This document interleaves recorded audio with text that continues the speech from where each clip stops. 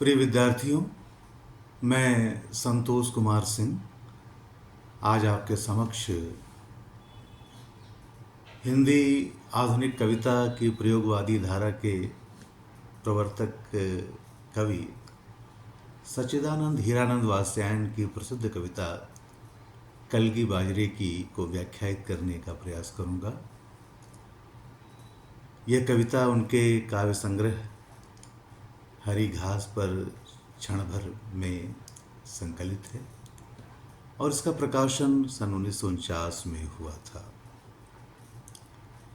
इस कविता में अज्ञेय जी ने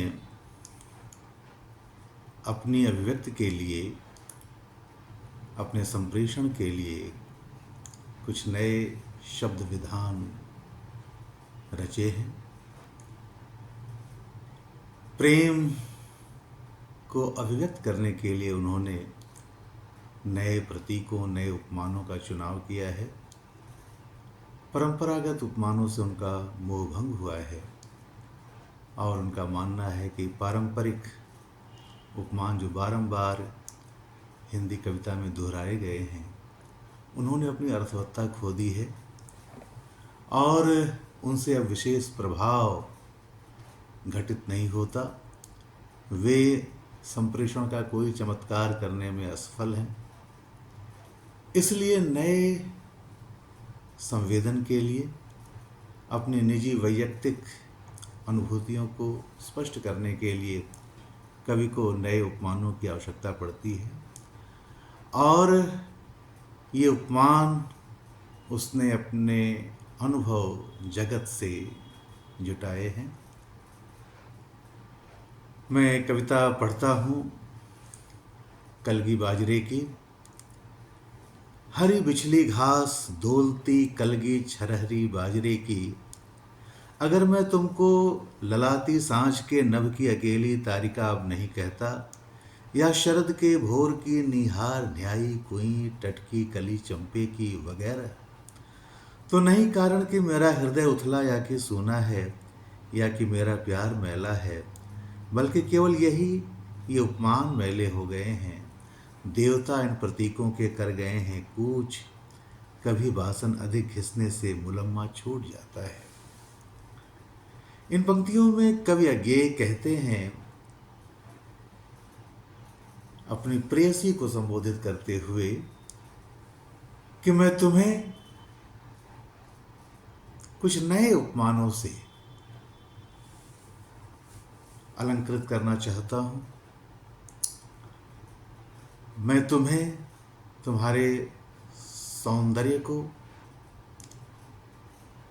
तुम्हारे व्यक्तित्व को हरी बिछलती हुई फिसलती हुई घास कहना चाहता हूं, या हवा में लहराती हुई डोलती हुई बाजरे की कलगी कहना चाहता हूं। कवि यहां अपनी प्रेयसी की तुलना हरी फिसलती हुई घास से करता है। यह फिसलती हुई घास, बिछली घास जिसमें नमी है, वह कवि की प्रेयसी की कोमल संवेदनाओं, कोमल हृदय को वो एक प्रतीकात्मक अर्थ देती है। उन्मुक्त हवा में लहराती हुई बाजरे की कलगी से जब वो अपनी प्रेयसी के व्यक्तित्व की तुलना करता है, तो शायद वह यही कहना चाहता है कि हवा में लहराती हुई कलगी जैसी ही उत्फुल्लता प्रेयसी के व्यक्तित्व में समाई हुई है। उसकी उन्मुक्तता, उसकी स्वच्छंदता की तुलना वह हवा में लहराती हुई डोलती हुई बाजरे की कलगी से करना चाहता है। इसीलिए कवि को पारंपरिक उपमान जो बारंबार दोहराए जाने से निरर्थक से हो गए हैं, अपर्याप्त लगते हैं अपने भाव संवेदन को स्पष्ट करने के लिए। वह कहता है अपनी प्रियतमा को संबोधित करता हुआ कि अगर मैं तुमको ललाती सांझ के नभ की अकेली तारिका अब नहीं कहता, अगर मैं तुमको शाम की लालिमा से युक्त आकाश की अकेली तारिका कहकर नहीं पुकारता, अब या शरद के भोर की निहार न्यायी कुई, अथवा मैं तुम्हें शरद ऋतु के भोर की वेला में ओस से नहाई हुई कुमुदनी भी अब नहीं कहता, अथवा टटकी कली चंपे की, या मैं तुम्हें चंपे की ताजी कली कह करके भी अब नहीं पुकारता। तो इसका कारण यह नहीं कि मेरा हृदय उथला या कि सूना है, इसकी वजह यह नहीं है कि मेरे हृदय में प्रेम की गहराई नहीं है अथवा मेरा प्रेम भाव संवेदन से सूना है। इसका कारण यह भी नहीं है कि मेरा प्यार मैला है, मेरे प्यार में पवित्रता है। लेकिन फिर भी अगर मैं तुम्हें इन पारंपरिक उपमानों से अवहित नहीं करता, तो इसका कारण केवल यही है कि मेरा प्रेम मैला नहीं हुआ है, बल्कि ये उपमान मैले हो गए हैं। बारंबार दोहराए जाने से, बारंबार प्रयोग में लाए जाने से इन पारंपरिक उपमानों ने अपनी अर्थवत्ता, अपना प्रभाव, अपना चमत्कार खो दिया है। देवता इन प्रतीकों के कर गए हैं कूच, इन प्रतीकों के, इन उपमानों के देवता इन्हें छोड़कर चले गए हैं, इनकी अर्थवत्ता समाप्त हो गई है। इन शब्दों ने अपने अर्थ की गरिमा खो दी है। वैसे ही जैसे कभी बासन अधिक घिसने से मुलम्मा छूट जाता है, जैसे बर्तन को अधिक घिसने से, बारंबार रगड़ने से उसकी पालिश छूट जाती है, उसका मुलम्मा छूट जाता है, वैसे ही ये जो पारंपरिक उपमान है ये इतनी बार कवियों द्वारा दोहराए गए हैं कि इन्होंने अपना प्रभाव, अपनी चमक खो दिया है। मगर क्या तुम नहीं पहचान पाओगे, तुम्हारे रूप के तुम हो निकट हो इसी जादू के, निजी किस सहज गहरे बोध से, किस प्यार से मैं कह रहा हूँ, अगर मैं यह कहूँ बिछली घास हो तुम, लहलहाती हवा में कलगी छरहरे बाजरे की। कवि यहाँ पर अपना संशय प्रकट करता है। उसे यह शंका है कि अगर मैं अपने पारंपरिक उपमानों को छोड़कर नए उपमानों का प्रयोग करता हूं अपने भाव संवेदन को व्यक्त करने के लिए, तो क्या मेरी संवेदना की गहराई को मेरी प्रियतमा पकड़ पाएगी? क्या ठीक ठीक मेरा भाव उस तक पहुंच पाएगा? वह कहता है कि क्या तुम नहीं पहचान पाओगी कि किस सहज गहरे बोध से, किस प्यार से मैं कह रहा हूं, अगर मैं यह कहूं बिछली घास हो तुम, लहलहाती हवा में कलगी छरहरे बाजरे की।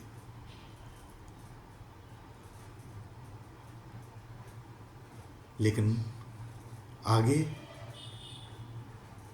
वह इन नए उपमानों को चुनने के संदर्भ में एक दूसरा तर्क भी प्रस्तुत करता है। वह कहता है कि आज हम मध्यवर्गीय लोग जो शहरों में निवास कर रहे हैं और अपने पालतू मालंच पर संवरी जूही के फूल से सृष्टि के विस्तार का, ऐश्वर्य का औदार्य महसूस नहीं कर पा रहे हैं। वह कहता है कि आज हम शहरार्थियों को पालतू मालंच पर संवरी जूही के फूल से सृष्टि के विस्तार का, ऐश्वर्य का, औदार्य का कहीं सच्चा कहीं प्यारा एक प्रतीक बिछली घास है। कवि कहता है कि आज हम शहरी लोगों ने अपने निजी बागीचों में जिन जूही के फूलों को सजा रखा है, उन संवरी जूही के फूलों से कहीं अधिक सृष्टि के विस्तार, सृष्टि के ऐश्वर्य, उसकी संपदा और उसकी उदारता का सच्चा प्रतीक, प्यारा प्रतीक यह बिछलती हुई घास है, जिसकी हरितिमा दूर दूर तक प्रांगण में, सृष्टि के आंगन में फैली हुई है। अथवा शरद ऋतु के सांझ के समय के सूने गगन आकाश की पीठिका पर दौलती कलगी अकेली बाजरे की। शरद के शाम के आकाश की पृष्ठभूमि में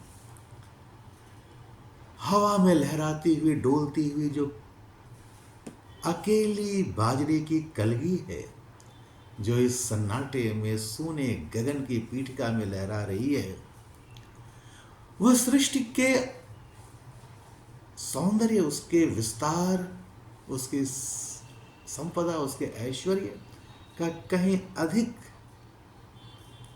सच्चा प्रतीक है। कवि कहता है कि सचमुच इन्हें जब जब देखता हूं, यह खुला वीरान संस्कृति का घना हो सिमट आता है। आगे कहते हैं कि सृष्टि के उन्मुक्त प्रांगण में जब मैं ओस की नमी से भीगी हुई, हरितिमा से युक्त बिछलती हुई इस घास को देखता हूं, जब मैं हवा में झूमती हुई बाजरे की उन्मुक्त कलगी को निहारता हूं, तो सृष्टि का वीराना और भी घना होकर मेरे समक्ष सिमट आता है। उस सन्नाटे में, उस वीराने में, अनुभूति के उस एकांत में, सृष्टि के उस सौंदर्य के अतिरिक्त मेरे समक्ष और कुछ भी नहीं दिखता। मैं खो जाता हूं प्रकृति के सौंदर्य में, अपने हृदय के एकांत में। उस वक्त मेरे समक्ष सारे भौतिक कार्य व्यापार कहीं अदृश्य हो जाते हैं और प्रकृति की नैसर्गिक सुषमा से मैं अभिसिंचित होता हूं अपने अंतरतम में, और इस एकांत में मैं सृष्टि के प्रति, सौंदर्य के प्रति, प्रेम के प्रति समर्पित हो जाता हूं।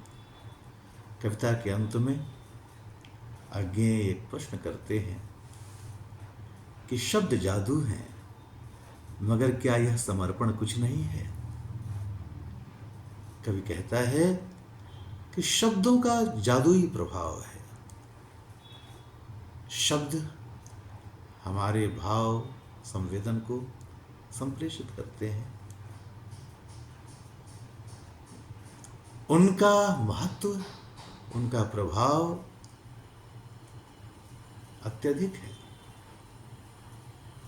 उनका अपना जादू है। शब्दों के माध्यम से ही हम अपने हृदयगत भाव संपदा को दूसरों तक संप्रेषित करते हैं। लेकिन वह समर्पण जो मौन है, जहां शब्द नहीं है,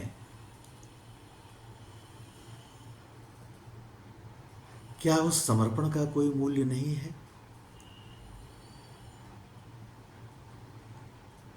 कवि यहां पर शब्दों के जादू के समक्ष प्रेम की गहराई और समर्पण को अधिक मूल्यवान मानते हुए उसे महिमा मंडित करता है। वस्तुतः काव्य की आत्मा भाव संवेदन है। शब्द अलंकारिक छंद विधान तो